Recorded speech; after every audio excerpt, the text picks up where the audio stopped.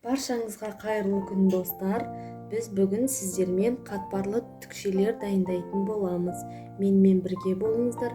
Менің каналыма тіркеліп, видеоның соңына дейін көріп, лайк басып, пікір қалдыруды ұмытпаңыздар. Бұл қатпарлы түкшелер тез әрі оңай жасалады. Ең бастысы дәмі тіл үйіреді. Бұны әсіресе кішкентай балалар қатты жақсы көреді.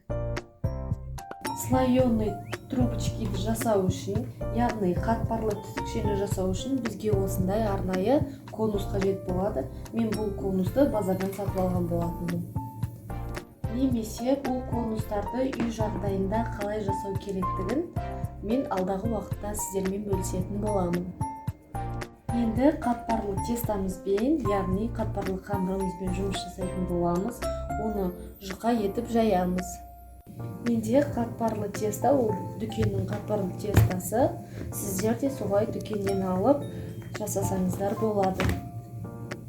Бұл кәдімгі дүкендегі қатпарлы теста. Маған бұның пішімі өте ыңғайлы. Осылай мінекей жан-жағын жұқа етіп жайып шығамыз.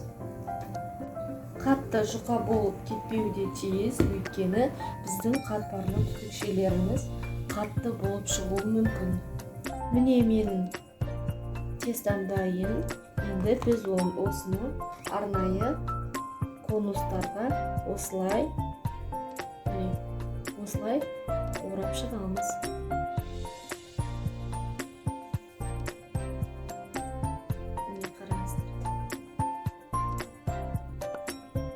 Келесі тесталарымызды да дәл бірінші тестамыз сияқты қылып, осылай орап шығамыз.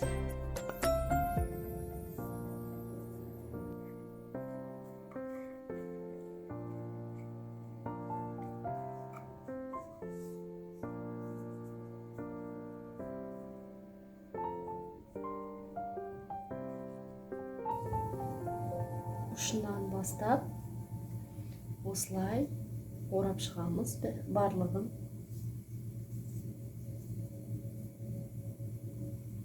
Дайын болған трубочкаларымызды осындай формаға біртіндеп орналастырамыз.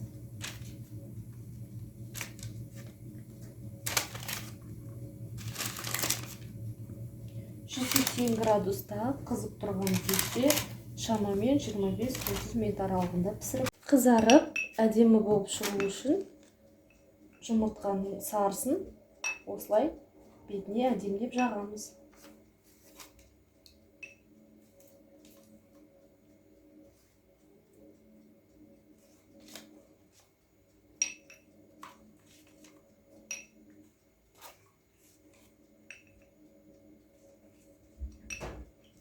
Мінекей біздің қатпарлы түкшелеріміз осылай әдемі болып шықты. Кремін жасау үшін бізге ең алдымен кілегейіміз міндетті түрде салқын болуы тиіс. Сүзбелі ірімшік, қант, ұнтағы қажет. Ең алдымен кілегей мен қант ұнтағын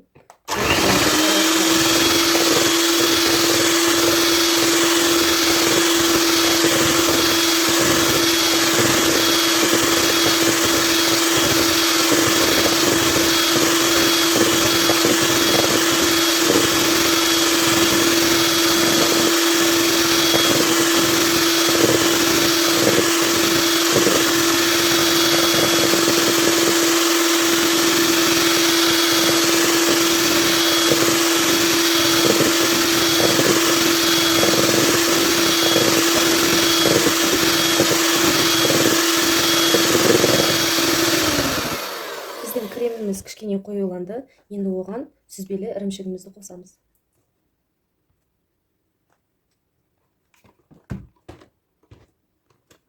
Осылай кішкене араластырып алу қажет.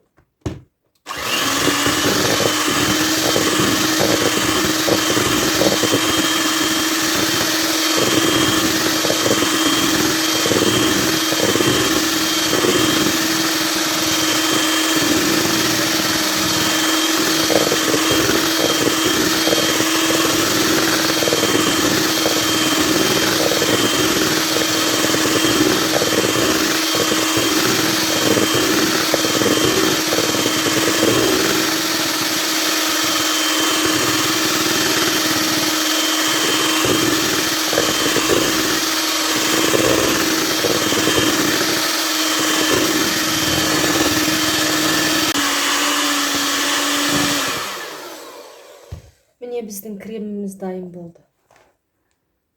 Енді дайын болған осы кремімізді осындай арнайы кондитер қапшығына құямыз.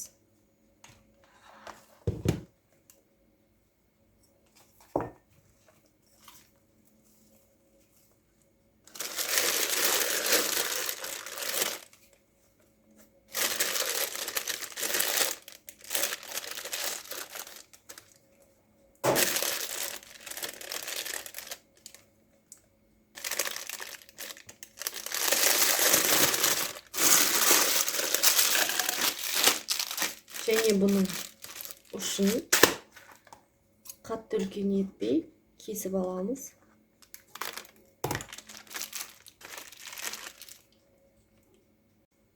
Кремімізді құямыз.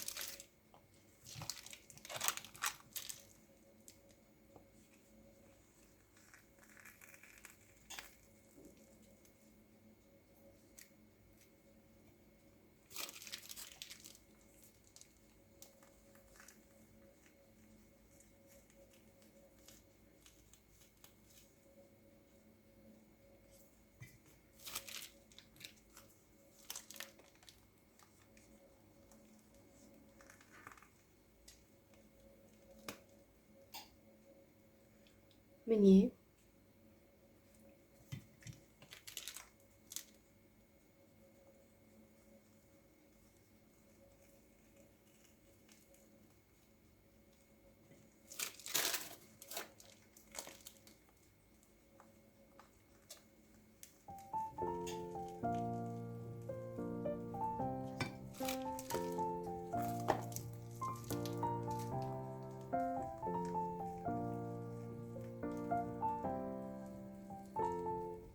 Міне осымен біздің қатпарлы түтікшелеріміз дайын болды. Қараңыздар, қандай көз тартады. Және де қант ұнтағымен бірге ұсынсаңыз болады.